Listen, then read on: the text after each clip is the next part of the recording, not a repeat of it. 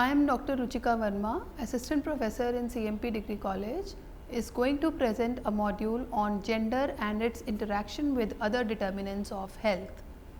This module has been written by Ms. Priya John, an independent consultant in Mumbai. Gender is a pivotal determinant of health. Gender has a very close connection with the health. The health of a person is defined by WHO as a complete state of physical, social, emotional and mental well-being. Gender is very closely connected to almost all the aspects of health, and it has an impact on the social, emotional, physical as well as mental health of a person. Re-examination of health through a gender lens in order to identify the impact of gender realities of discrimination and vulnerability is one of the most important point that has been addressed in this module. Different health conditions affecting individuals or community and variations in access to health are other points that are included in this module. There are many social and economic determinants of health. When we see the health of a person, it is and evaluate it, it is very closely affected by the determinants such as income, social status, education, gender, social support networks and culture.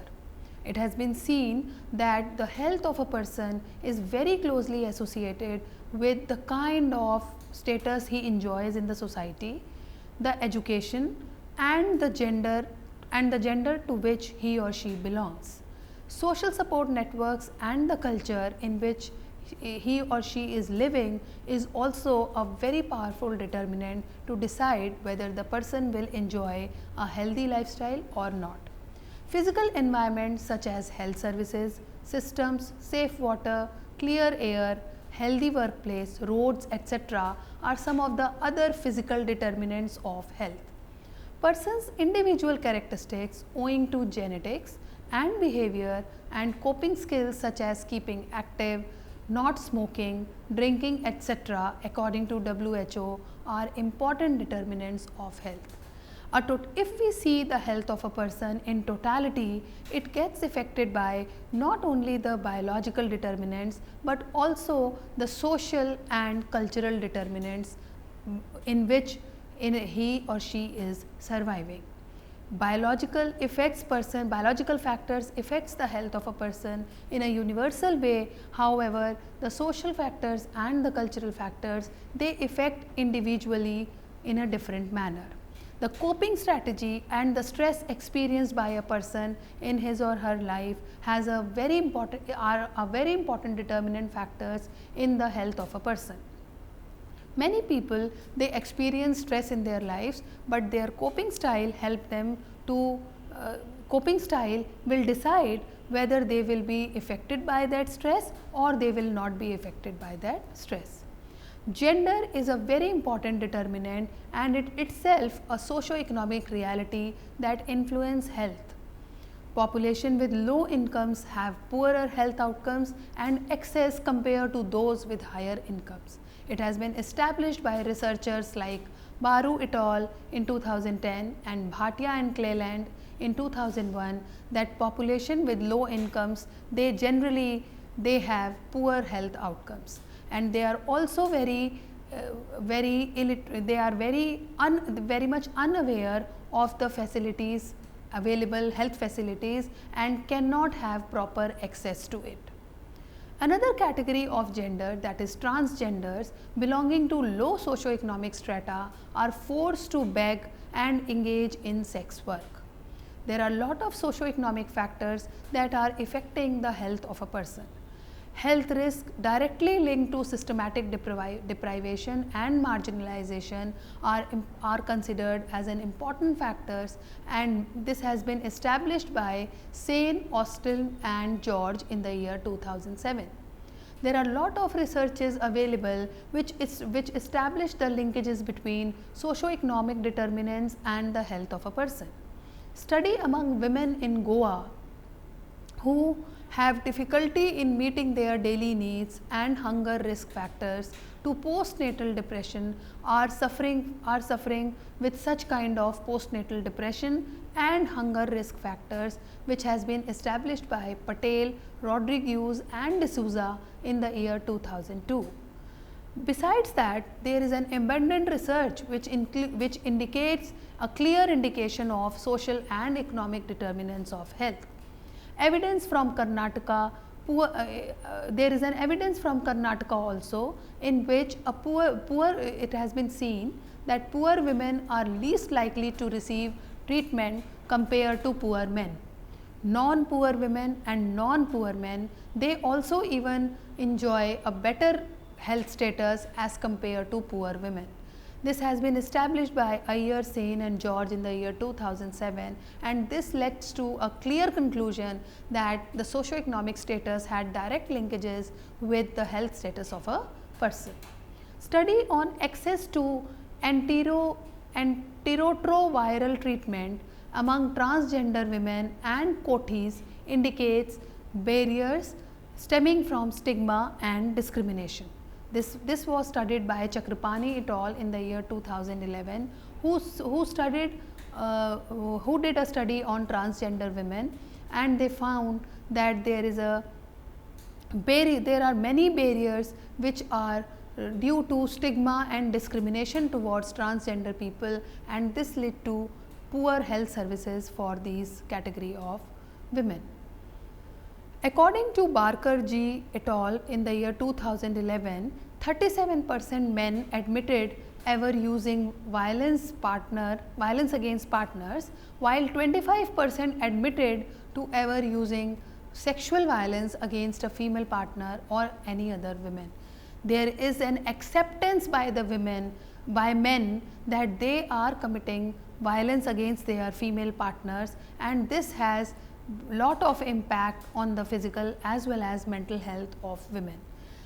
25% admitted that they are committing sexual violence against their female partners. This has devastating effect on the mental health of women. Higher the education level. Now, in relation to education, higher the education level of women, better is their access and utilization of antenatal ANCs, delivery and postnatal care. Antenatal care and postnatal care, they are important part of and the delivery itself. These three are important events in the life of a mother when she gives birth to a baby. According to NFHS survey 2005-06, the level of education is an important determinant in the access to services. Social support for women is often conditional on their compliance, obedience and submission to gender roles and obligation. Women get an acceptance and a supportive environment only when she gets submitted and she shows obedience and compliance towards the gender roles and the responsibilities which are associated with their roles of mother, daughter-in-law, wife or any other role. Absent supportive networks have catastrophic results on health denial of care and treatment, restrictions on mobility, stigma-related hesitance to seek care, etc. There are a lot of factors which operate in the case of women's health, and some of the important are absence of supportive network, and there is a clear denial of care and treatment, especially with the diseases which are related to some sort of stigma. Women are hesitant in seeking health care behavior because they feel that they will be evaluated or rejected by the society or family members if they will be diagnosed with diseases such as AIDS or TB, etc. Young girls entering into marriage are very easy prey of abuse, violence and morbidities related to early pregnancies. This has been mentioned in an article by Economic and Political Weekly editorial in the year 2013. According to this article, young girls, when they enter into marriage relationship, they are very much vulnerable to abuse, which can be in the form of physical or sexual, to the violence which can be domestic or any other form, and morbidities which can be related to early pregnancy, miscarriages or stillbirths. Vasectomy is a far simpler procedure than tubectomy, yet common for women to opt for sterilization instead of their partners. This has been studied by John in the year 2013, and this is a very important factor that is responsible for a poor health status of women. Men, they remain in the pressure of a cultural stereotype, and they are always stopped for to go for vasectomy, as it links it to their masculinity. It is considered that the giving childbirth is the responsibility of the women, and even for sterilization process, it is not the responsibility of men or the male partner to take this responsibility, and ultimately women goes for a more complicated procedure, that is tubectomy. After tubectomy, it has been observed that many women, they develop some sort of complication which is generally associated with their other health conditions also. Women who is weak, who is not able to handle the pressures of any other health condition, for them tubectomy becomes a problem. Sex and gender health vulnerability worsen in absence of adequate physical infrastructure. Women hardly gets any kind of physical infrastructure or environment where they can live in a clean manner. It is a very common habit that women during their menstrual period, they not even get place to change their sanitary napkins. Absence of roads and transport facilities was also identified as one of the main factors for increasing morbidities and mortality. It has been seen that in the remote villages, that when a woman is going to give birth to a child, it is simply impossible for a woman to go to the hospital if there is an emergency, or if there is a complication during the normal delivery of the child. Studies on maternal death are abundant and established that it is hard in the case of women to reach areas where there is a difficulty finding transportation to reach facilities, leading to delay in receiving the treatment required, and as a result the care is not given to the women, and it leads to maternal death or stillbirth. This has been established by Subhashri and Khanna in the year 2014.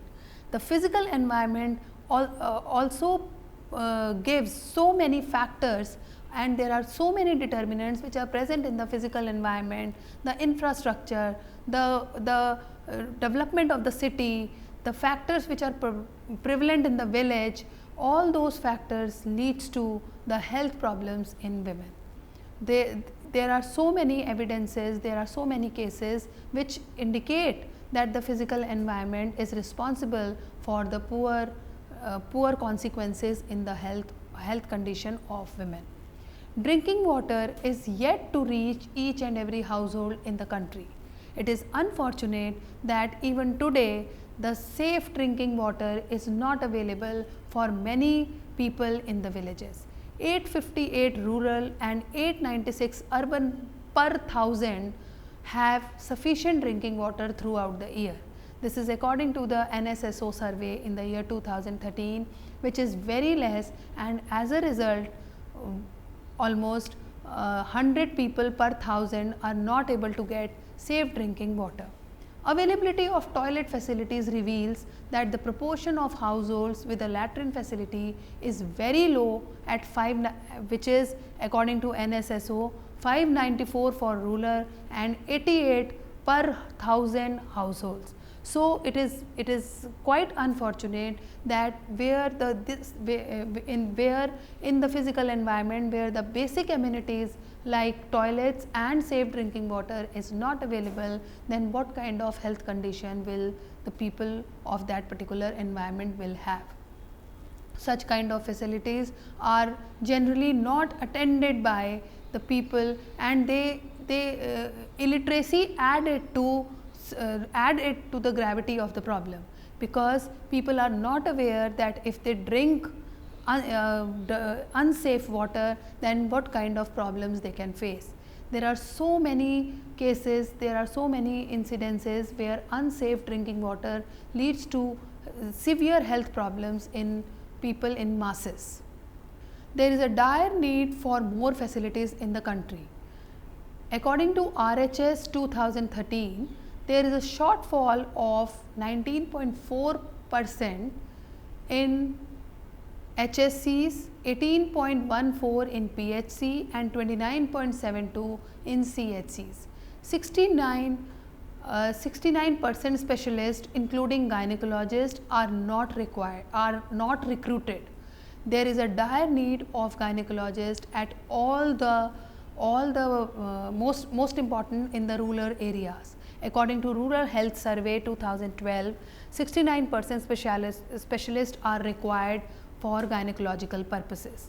Quality of care provided in facilities consistently reported to be below par. According to CRM 2008 to 2013, it has been found that the care provided in most of the facilities are below the average requirement of the women. Most facilities do not have separate wards and toilets based on gender. There are very poor health facilities, and these health facilities are not giving much importance to the gender as well as the sex of the to the gender or sex of the patient. There is no separate wards and toilets, and as a result the women becomes the sufferer of most of the problems. There is a lack of separate or segregated examination area. It has been found in many places where both male and female patients are examined at a common place, and that leads to a humiliation and harassment of the women, leading to poor access to the medical services, because unless and until women get a safe place for the examination of their medical problems, the women will hesitate in going to seek medical help. Gender norms greatly influence how an individual behaves and copes in a situation. The gender norms are such norms which operate at a very broad level, and the notions of masculinity and femininity are linked to risky behaviors among men and women that lead to adverse health outcomes. This has been established by Barker in the year 2011, and he studied that masculinity and femininity are always linked to risky behavior, and that leads to a poor social structure, leading to adverse health outcomes for both men and women. For men, resorting to violence is normalized, while for women, submission and compliance under all circumstances is the rule. This has been studied by Verma and Mahindra in the 2004, and they clearly depicted that men accept to show violence in the family as a norm, and women accept submission and compliance to this violence as a norm for a happy family life. Premium attached to being a virgin discourages sexually active unmarried women from seeking information or care for reproductive health concerns. Again studied by Verma and Mahindra in the 2004, that a very important person's individual characteristic factor responsible for poor health of women is that if a woman is unmarried, then and if she is sexually active, then it becomes difficult for her to go for any kind of health related to go for help, to seek information or care for reproductive health concerns, because of the stigma attached to being virgin. There are also other persons' individual characteristics such as mortality and disability due to substance abuse and addiction, which is high among men as compared to women. This has been studied by WHO in 2004 and Paine et al. In 2002. Then in a research by Moller, Limkuhler in 2003 and Emsley et al. In 2006, it has been found that strong identification with being breadwinner and immune to pain along with the work related stress leads to depression and suicides among men. So, these factors play a very important role for increasing the suicide rates among men.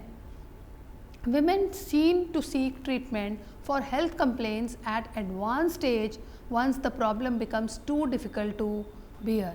This has been studied by Desai in the year 1994 that it is the general personality trait of a woman that she tend to ignore and avoid their health complaints to the point that it becomes more serious and more difficult to handle with, and as a result she has to face lot of health problems at a later stage. In a gender inequitable society, gender hierarchical norms and stereotypes are constantly at play with health. Indian society is a gender inequitable society. There are so many norms which are established in a hierarchy, and there is a clear cut indication that women needs to be at the lower level of the hierarchy and men are at a higher level of hierarchy. Stereotypes are continuously playing their role, and as a result women are suffering with their health problems. Gender analysis of health is very important as it leads to understanding of the root causes of health problems both in men as well as in women, and its determinants essential to understanding how gender inequity drives morbidities and mortalities.